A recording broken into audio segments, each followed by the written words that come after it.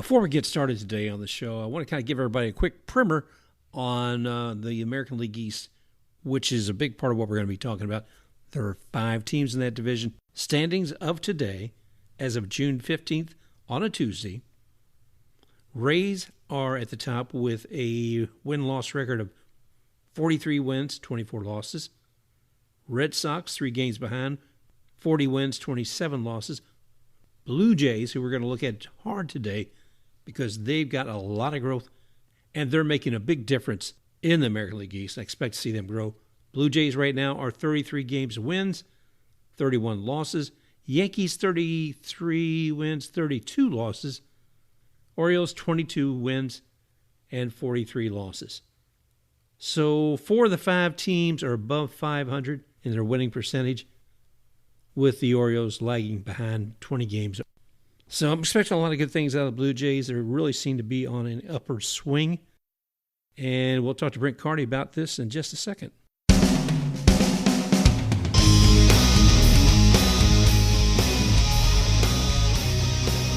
Welcome to Baseball Biz. I'm Mark Harbert, your host, and with me today we have a very, very special guest, Mr. Brent Cardy of The Cardy Show. How you doing today, Brent? Mark, I am doing well. Thank you for having me. I appreciate it very much. We are very happy to have you here. And for folks who don't know, you should check Brent out on The Cardy Show. Now, they can find it, I guess, just about on any directory. And let's see, also on Twitter. Let's see, they can find you, at Cardy Show It Up. Is that right? Yeah, Cardy Show It Up. And like you said, Mark, you can find The Cardy Show anywhere you get your podcasts. Spotify, Apple Podcasts, Google Podcasts, iHeartRadio, Player FM, Amazon. The Cardy Show is there for your listening pleasure. Well, we welcome you here today. And some of the things I want to talk to you about, Brent, is regarding pretty much, obviously, your major focus is with the Blue Jays. Yeah. And you and I both have teams in the AL East. I myself live down here in Tampa. You're in London, Ontario, if I'm correct on that.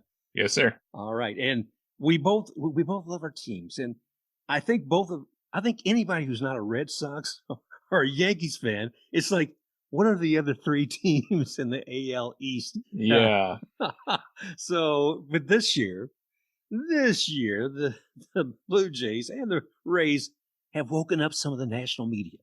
And as well they should. So I want to talk about what's happening with you guys. I mean, I'm looking here recently, and on a recent Baseball Biz show, I was talking about the Astros kind of shaking things up for everybody.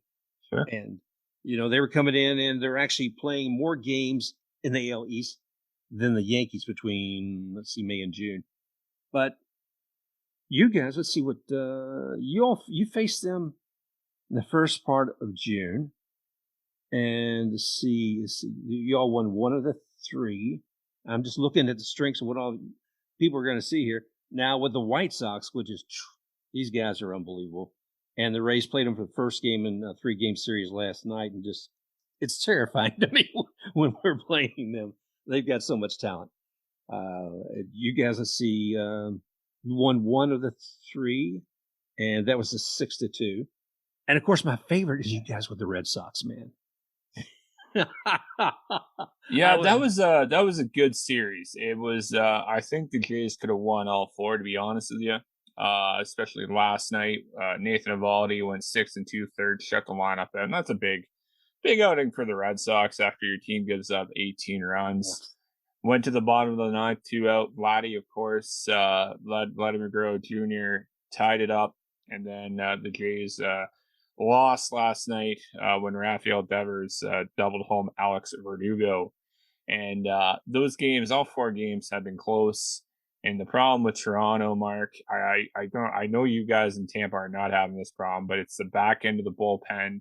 Everybody's been decimated by injuries, especially the Jays. When you think about it, they brought in Kirby Yates. Kirby Yates out for the season. David Phelps out for the season. Julian Merriweather was closing games to start the year, and he should be back probably beginning of July. Ryan Baraki made the transition from starter to reliever, and he's had injury history as well. We don't know when Ryan Baraki is going to be back, so Jordan Romano, that guy, the bearded guy who does the weird thing that you guys look at, right? Canadian boy as well. He's been closing games, but again, he's had arm fatigue. He's had an injury history, so you can't necessarily throw him out on back-to-back nights. So I feel for Charlie Montoyo right now, and there's a lot of people, Mark. I don't know if you're tuned into the Blue Jays social media, but they don't want Charlie to be around next year, and I don't think it's fair because at the end of the day, what else is he supposed to do? He's just putting guys out there, and we talked about this in the latest episode of the Cardy Show. What's he supposed to do? He's trying to get the most out of guys who have not been in these spots before, and the Jays have to address the bullpen. They have to address third base.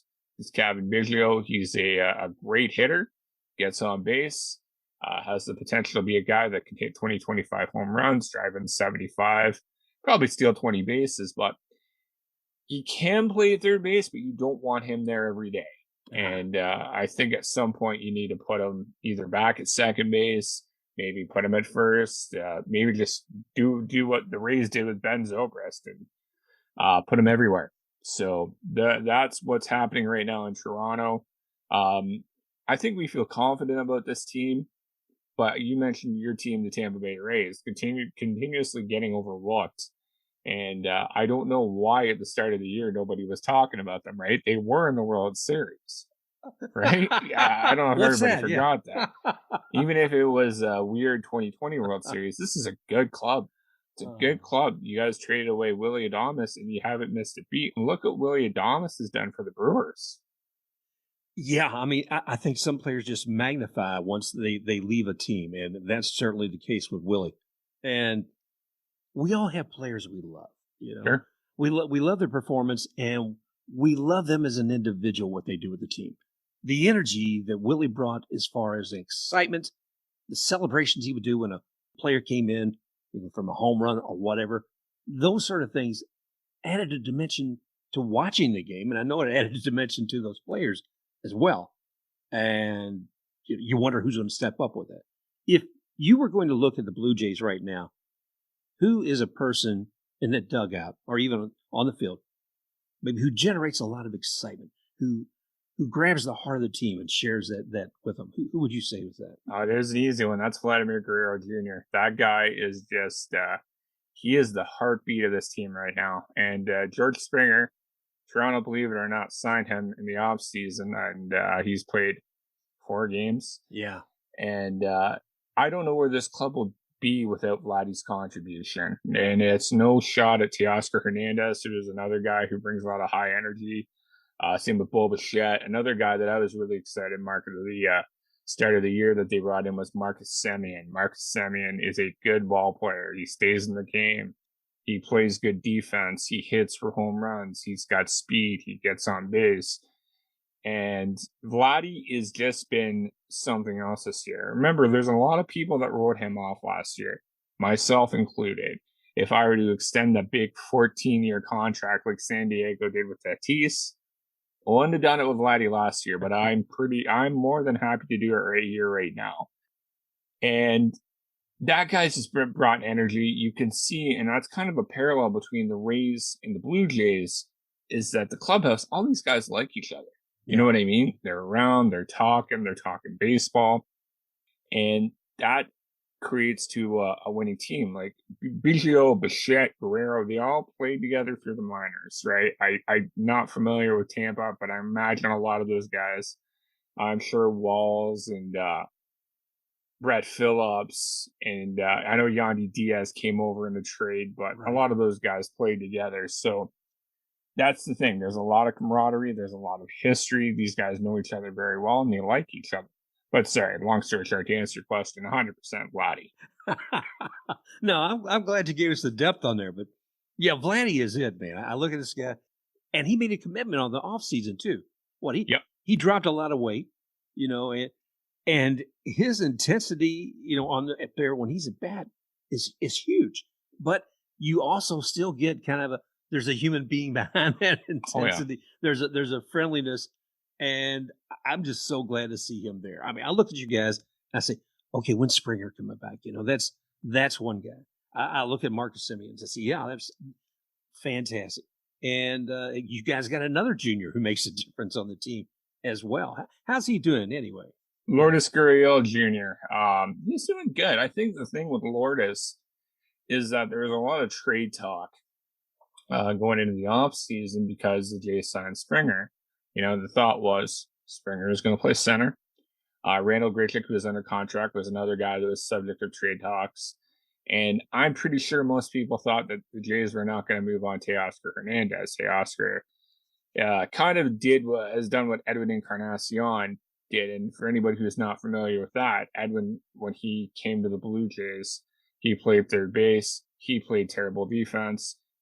He could hit for power, but he wasn't getting the max out of his swing. Goes to Las Vegas, comes back, and, he's a perennial 35, 40 home run guy. Well, Teoscar couldn't play defense worth a shit. He went down to Buffalo and worked on his craft with Devon White. Devon White, the center fielder from the 92, 93 Jays and the 97 Marlins. And then he started getting his swing. He started hitting the ball better. Last year, plays a really solid right field while the Jays are playing in Buffalo. And I think he was pretty high up. I don't think he won the Silver Slugger, but he was pretty damn close. And now this year, he's played right. He's played left. Not a lot of defensive miscues. He's got 10 home runs. He's got a 290 batting average. His on base is 340, which is pretty respectful, in these days of Major League Baseball. So they weren't going to move up Teoscar. Now back to Lourdes. Lourdes last year hit 300. And now Lourdes started struggling this year. He took some silly chances and left, but he's got a cannon. He's leading the league in assists. And the bat's coming around now. I think he's hit 330 in his last 14 games. And sweet. He's about 267, 265 when it comes to batting average for a year. And I know no one cares about batting average, but I always thought, it's a mark of what a good hitter is. Right. The power is going to come back. He's a 20 home run guy. And as far as what happens when Springer comes back, I don't think they know what the hell is going to happen. I think Lourdes might be playing a little more first base. But we'll see. We'll see what happens. Excuse me. You need that depth. You need the depth. And I think that's the one thing the Jays have learned. They brought up Jonathan Davis, who's a speedy center fielder, a guy who can play all three spots. Bichette played some outfield this year as well. And there's another guy in Trenton, I call it Buffalo, but Forrest Wall, who was a guy who came over in a trade with the Colorado Rockies, who's about due to make an appearance in the big leagues as well. He's playing really well down there. So Lourdes is playing well. Let's see what happens when Springer comes back. It's nice to have that depth for sure. Well, I'm glad to see that. I know, being a Rays fan, just the last couple of days, some action. Like I said, you got favorites. You see somebody that's evolving. And Brosseau was a guy who's with us. Yeah, I'm surprised he went down to AAA. Yeah, I know. It's when it comes to management, you scratch your head half the time. But the results have been so great, it's hard to. At least we're keeping it. And first base has been busy with the Rays.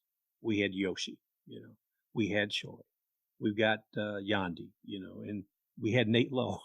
And Lowe, not Lowe, that one. And it was so crowded with people. Now, a lot of those people you can put elsewhere. Maybe you can put them at third for the part of the time. Maybe you even put them maybe not outfield, but it gets to be crazy, and it's a good problem to have. I just hate to see a talent like Brosseau be sent down. I'm so happy to see Choi back, but by the same token, it's like, oh my gosh, don't. He's done so much. Don't do this to him. And Cash, the manager Cash, is even, he's disappointed that move had happened, but that's part of the game. Well, it's very rare that when Tampa calls up a player that's played in the big leagues that they have to send him down, especially for a guy that was not underperforming like Brosseau was, right? And you mentioned about Brosseau. He can play first, he can play second, he can play third. I'm sure if you throw him in left, he'll be just fine. But, it's now a problem of you got too many of those players and you got to find playing time. So I guess that's what's going on for Mike Brosseau. Yeah, that's the case. I mean, and, some people have even made some comparisons like yourself when you were talking about Zobrist earlier. And they made some comparisons there. So we'll see. let me jump to something else here for a moment. This year, well, the past year and a half, COVID has just killed a lot of things with baseball. And it certainly has, as far as the Toronto Blue Jays being able to play in Toronto. Yeah. I was like, last year, what's going to happen? And then the minor leagues pretty much got canceled. And then there's a home someplace for the Blue Jays to say, well, we've got that place in Buffalo. And as my co-host Brandon always says, well, you know who the best team in New York is? And I said, that's right, it's the Blue Jays. So, but looking for a moment, I mean, you guys started out this year, at TechData in Dunedin, which is just down the road from me, and love to watch there. But in Florida, even when it's not hurricane season, you can have a lot of rain, you can have a lot of wind, and you guys performed excellent down there. It was great to watch, Vladdy there as well, and the ball's going out of the ballpark. Even that ball, what's that ball hog? Zach Hampel. Oh, that guy. I had him on my podcast once, and now he's an arrogant. But yeah, well, sorry, there is that. Sorry for my bad language. I'll bleep that. Appreciate that. But it was interesting because he was actually doing a bit where he was outside of TechData waiting to catch a ball, maybe a foul from Vladdy or some other ones out. But looking at where the Blue Jays have had to hang their hat. I mean, they're initially this year, 15% in a minor league stadium wasn't going to be many fans there. But now, June, they're able to actually come up to Buffalo. And how's the team felt? How have the fans felt about these moves and the team having to be in one location or another? Well, you mentioned Dunedin, TD Ballpark, and it's kind of hard because you had a lot of Rays fans, right? Like yourself cheering for the Rays. The Jays didn't have a home field advantage, right? Right. And that was a bit of a problem. They had their performance center, I don't know why I call it performance center, their player development complex there as well. And now they've moved back up to Buffalo. Buffalo's run by some great people.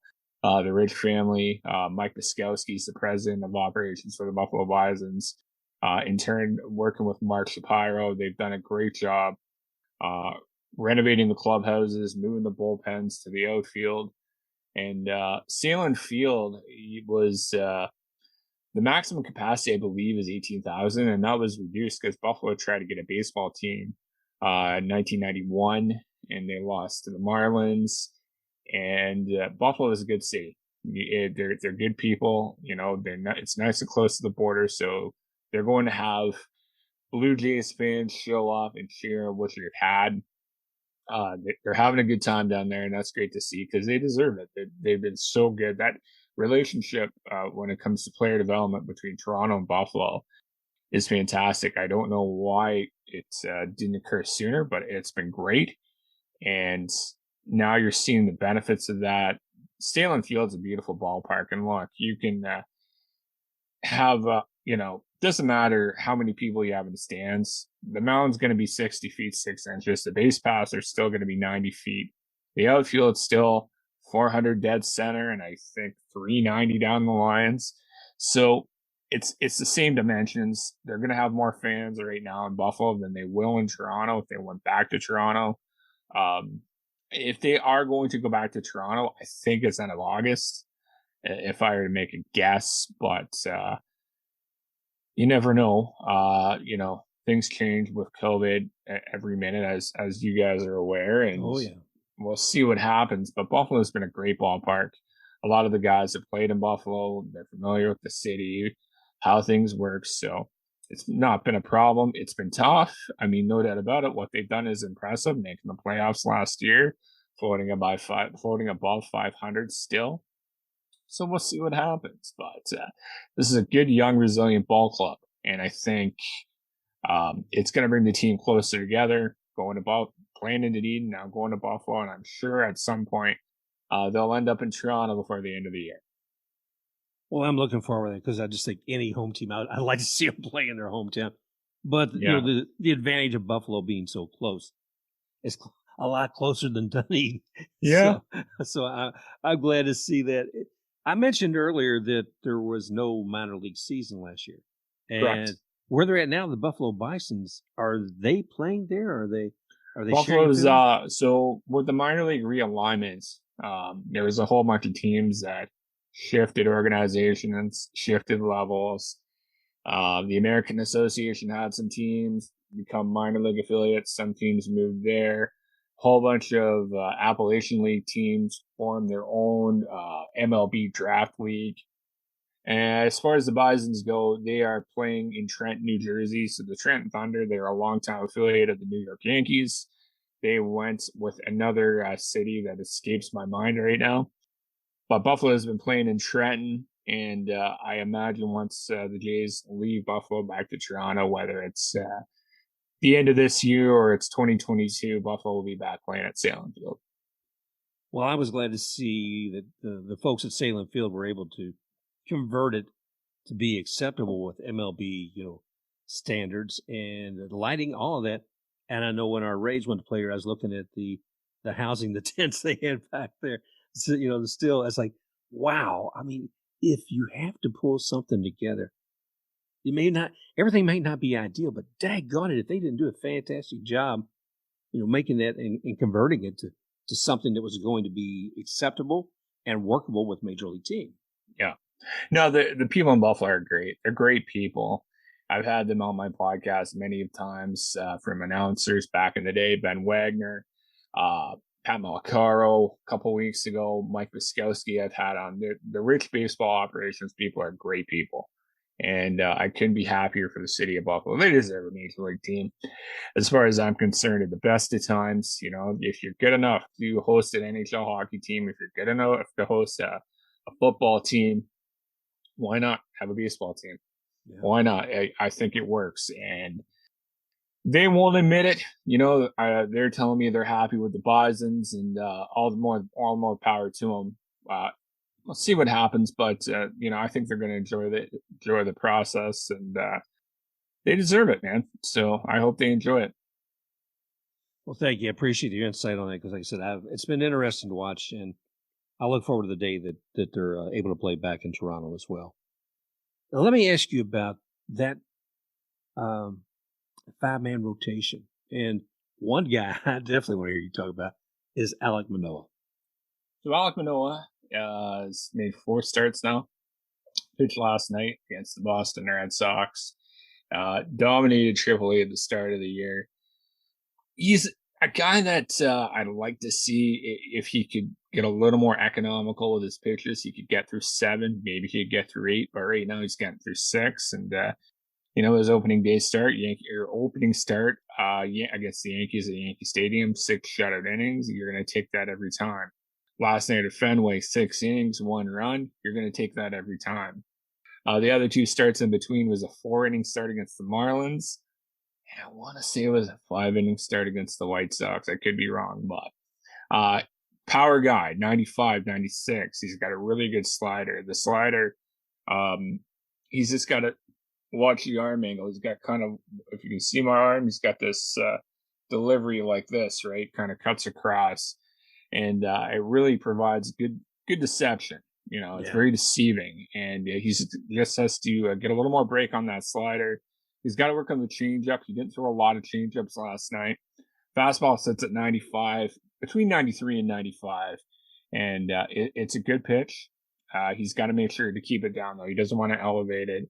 But again, what I've seen is he's got this bulldog-like mentality, and he's another high-energy guy. We talked about Vladdy being a high-energy guy, but I think this guy is a high-energy guy as well. I think he's going to be fine. I don't think it's hard to have expectations for a guy who just came up. I know a lot of people think he's going to be the next Verlander or Kershaw or put a lot of high expectations. Strasburg early on. Yeah. And, he's doing just fine. And if he keeps doing what he's doing, if he keeps going 5-6 innings, as a Blue Jays fan, I'm happy with that. I don't know what the rest of Blue Jays Twitter is like, but whatever. He's going to be just fine. I think he's got a good head between his ears. He's a good dude, and I look forward to seeing what he can do. Great. I likewise. I know watching him out there against the Yankees and watching Judge swing and go down on one knee, trying to hit Manoah. I was like, woof. And I'm sorry, I take a little pleasure when I see the Yankees struggling anyway. But you and me both. So I was so glad to see him deliver some of that. But by the way, you guys are going to be facing those dogs here. Was it starting today? A 3-day? They're coming up to Buffalo, or over to Buffalo. Three game road trip or for the Yankees against the Blue Jays at Sahlen Field. That will be interesting. So I'm going to be watching that closely too. And going back to what I originally was saying, as far as the rotation, let's see. Of course, Robby Ray. If we're facing him, I'm always scared. Of course, Ryu as well. And who are the Merriweather at the bullpen? I know he's out right now. Those are names that come. I'm sorry. Go ahead. So you have Hyun-jin Ryu, who's pitching tonight. You have Robby Ray, as you mentioned. Robby Ray has been fantastic since coming over from Arizona. Steven Matz just recently hit the COVID IL list. Matz was acquired for 3 fringe minor leaguers from the New York Mets. He's been okay. He's just got to try and figure out how to get guys out between innings 5 and 7. Once he figures that out, he'll be fine because the first 4 innings, he's fantastic. First time through the order. It's the second time through the order where guys figure him out. Ross Stripling was acquired from the Dodgers last year. He had some problems at the start of this year. He's made some mechanical adjustments, and he's done pretty well for the most part. Since those mechanical adjustments, he pitched well against the Rays, 7 innings of 1-run baseball as a bulk guy, and then they started him against the Astros, 5 innings of 1-run balls. So same against the Red Sox the other night as well. So he's done pretty well. He just has to keep the ball down and keep doing what he's doing. Be a little more aggressive in the strike zone. So you got Stripling, you've got Manoah, we talked about, Robby Ray, who has been very good with his fastball and slider, Ryu, who's always good, and Matz, who's on the COVID IL. Well, a moment ago, you were saying some things about some fans ready to go ahead and take Montoya to task, saying, you know what, it's not happening. But I look at the Blue Jays and I say, it is happening, okay? I'm looking here, let's see, the last 10 games, 4 out of 6. But who you've been playing and what you've achieved on those is huge. Yeah. To me, that tells me, those games tell me, here we are. Here's Toronto. We're going to come. And I shake every time we face you guys. I shake a whole lot more than I. Do you really? Yeah. Because every time we face the Rays, it feels like we're just getting our asses handed to us. Well, it's just that you've got so much talent out there. The possibility is huge. I feel more afraid when you guys are up there than the Yankees. And because the Yankees are slacking so much. And Boone's getting his butt handed to him by the fans too. But yeah, he is. But Charlie, now why would Charlie Montoya? Is there a resentment? Because I still see a lot of strength and a lot of potential for the rest of the season from the Blue Jays. It's bullpen management that people have the problem with. People think that. So last night, I'll give you a perfect example. Last night, he brought in Rafael Dolis. Rafael Dolis was kind of the guy closing games out towards the end of last year. And Dolis, of course, lost the game. And people thought Jordan Romano should have been in. Jordan Romano at the moment is the closer for the Jays. And Charlie said in his press conference that, well, Romano's the closer. And if it's not a closing situation, why am I going to bring him in? Why am I going to bring Romano in the bottom of the 9th if I take a lead and then I would bring Dolis in or I would bring Trent Thornton in? So a lot of people are really critical of his bullpen management right now. A couple of weeks back, Tyler Chatwood is a guy who came over in free agency. He had a game, I believe it was against the Rays, where he walked the bases loaded, he got 2 outs, and then Charlie pulled him to bring in lefty Travis Bergen. I want to say it was to face Ji-mon and Choi, but I could be wrong. So fast forward to a couple weeks later in a 7-inning game against Cleveland, and we don't use the team name up here, Mark. Just so your American friends are aware, we don't use the Cleveland team name here in Canada anymore. So let's get rid of that Cleveland team name. Let's change it to something else. Let's make them Spatters. Yeah, whatever. The Fellers, the Erie people. I don't know. But the Cleveland baseball team will do it like the Washington. Cleveland baseball team. So Cleveland baseball team, they play a 7-inning doubleheader. Strickland goes 5 innings. He uses Dolis and Romano in that game to get the win. Same thing. Jays have the lead. Chatwood walks the bases loaded. Charlie leaves him in there, and Chatwood walks runs in, and they have to bring in Anthony Castro. So ever since that moment, they have been critical of Charlie and his bullpen management. And you know how people overreact. You know how people don't have patience. They want him gone. They want somebody that can manage a bullpen, and I just don't think it's fair. I think Charlie's doing the best he can with what he's working with. Yeah, patience is a difficult thing to cultivate in some fans, and if a couple of games go awry, what's going to happen? God knows Kevin Cash has gotten the Tampa Bay Rays manager has gotten some grief, and off and on will continue to. And we all know last year with the World Series Game 6 and Blake Snell being pulled, my gosh, the fallout from that on Cash was just huge. But the thing of it was that in everything else he was looking at, that was the best choice. And now that it kind of departing a little bit, looking at Blake Snell and some of the things he's done recently, they need to pull him quick from a couple of games with the Padres too. So I wish him well, but people don't see the long game, and these managers have to do that. They have to look and say, that closer, do I need to put him in now?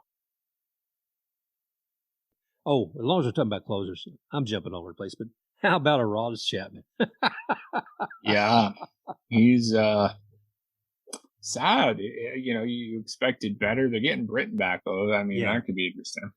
Yeah, and folks, if you don't know what I'm referring to, is Aroldis Chapman recently came in as a closer. He's a fantastic closer. Can throw speed like none other, and 5 earned runs on his watch. 5 earned runs. So that was a little amazing. I do want to focus on the Blue Jays, that there is a popularity and that there is an acknowledgement of their talent, because I'm thinking of the All-Star game. I see these numbers are from yesterday, so they may have changed. I apologize for that. But I'm looking for American League, and I'm seeing first base and second base leaders as far as votes are Vladdy Jr. and Semien. So we got 2 guys there. The second place for shortstop is Bichette, second to Xander Bogaerts. See, outfielder Hernandez and Griechu come in second. But you've got 2 guys right here at the top position being voted for in the American League All-Star. So, there's still some time to how it's going to go out. Hey, and people, don't forget, vote early and vote often. You can vote 5 times a day for whoever you want to, and you can find that probably on any MLB site, any team site. But looking at that popularity, people realize the value of those Blue Jay players. Yeah, they do. They absolutely do. And I think, when you see more Blue Jays segments on MLB Network, and you see more Blue Jays segments maybe on ESPN, which I don't get here, so I'm just taking a guess. Yep. You're going to see that. And Vladdy's been great. He's a generational talent, just like Tatis is. Same with Bichette, generational talent, no doubt about it. Grichuk and Teoscar have had great years this year, and I expect they'll be just fine. And it's great to see. It's great for player development. I mean, that's a credit to Ross Atkins and Mark Shapiro as well. I don't credit them often, but you got to tip your cap and just say, hey, you guys have done well. And Marcus Semien, talked about Semien earlier, he's a good ball player, and dude's going to get paid. The dude is going to get paid when the season is done, no doubt about it. So it's a great time. It's great to see.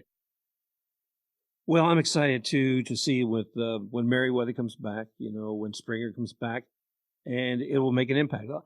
I hear some teams who complain about injuries, and the God's honest truth is we're all suffering out there. Yeah, absolutely. So anytime I hear the Yankees complain about injuries, I say, yeah, well, guess what? There's a lot of other folks out there doing the same suffering too. So hold up your hand, and I send my send my sympathies to Yankee Stadium. But tonight, I am so excited about you guys facing the Yankees for 3 games. And I'm looking forward to you guys to handing it to them at least twice and maybe go ahead and sweep them when they come there. I'd like that just as much as anybody else. I mean, this is an important time for baseball right now. This June to mid-July stretch, you're going to start to see the competitors or the competitive teams separate from the pretenders, I think. You might see one team have a bounce back, but this little 60, 70-day stretch of ball games, we're going to see who's going to run away with divisions and who's going to, get a lead in the wild card. And we're going to see those teams separate from the bottom to the top. We're going to figure out who the buyers and the sellers are. So it's an exciting time, Mark, to be a baseball fan. It is. And, who knows, maybe we'll be up there with you guys soon in a couple of years in Montreal. I don't know. I keep seeing Vancouver ought to be another place for a team. I think Vancouver would be better. The Montreal people are going to hate me for that, but that's okay. I don't know. I mean, I hear about the Stewie Sternberg lawsuit in the city of Tampa, and my buddy down there in near Miami, Judge Louis Schiff from Baseball and the Law. I think he sent me some documents. I read them over, and I'm like, I don't know. I think Tampa wants the team, and I think if you put them in a good spot that's not a crap hole like Tropicana Field, I've been there. It's a dump. Sorry. You'll be all right. You saw the turnout of Dunedin. You guys can just rent out Dunedin for the year. There you go. I like that. We'd probably have better parking and travel too. Oh yeah. Oh no, but well, Brent, I want to thank you, buddy. Is there any other topics that you think are essential that we haven't covered today? No, you did a great job. I appreciate it, Mark. And, for your listeners that want to hear me ramble on about baseball, the Cardy Show is out weekly, usually Sundays. And we have guests. And, this weekend we're going to celebrate the Canadian Baseball Hall of Fame. All right. The Canadian Baseball Hall of Fame in St. Mary's, Ontario. Happens the day before Father's Day. Every year, and this will be the second year in a row that the Hall of Fame has not been able to do an induction due to COVID. So what I'd like to do in the off season is host a series called the Baseball in Canada series. Essentially, we take a deep dive into topics that surround Canadian baseball, and they're a little bit Blue Jays centric, but we're going to do kind of a deep dive into the Canadian Baseball Hall of Fame. My co-host Dave Glasser and I were going to talk about our top 5 inductees. We're going to talk about our 5 people who should be in the Hall of Fame that are not at the moment. And we're going to look down the line 10 years and, we're going to predict 5 people maybe who will be in the Hall of Fame. And Scott Crawford, the director of the Canadian Baseball Hall of Fame, has been on my podcast, good friend of the show many times. He's a great guy. And I think it's going to be interesting. It's going to be a great discussion to be had, and I hope everybody has the opportunity to listen. Brent, I can't thank you enough. And folks, if you haven't listened in the past, you do need to go there. And again, that is Brent Cardy, and it's the Cardy Show, covering the Blue Jays and obviously a lot more. I'm looking forward to hearing more about the Canadian Hall of Fame show that you've got coming up. Brent, I'm excited about you guys with the Blue Jays. And again, thank you for being here today. It's been a great show here on Baseball Biz, having you. Every now and then we actually get somebody besides me rattling what's inside my head. So thank you again, Brent, for coming today. Yeah, my pleasure, Mark. Anytime. And remember to check out Brent Cardy on his podcast, The Cardy Show. And that's THE Cardy, CARDY Show, The Cardy Show. Thanks again to listen to yet another episode of Baseball Biz. And we look forward to talking with you again real soon. Special thanks to X-Tape RUX for the music Rocking Forward.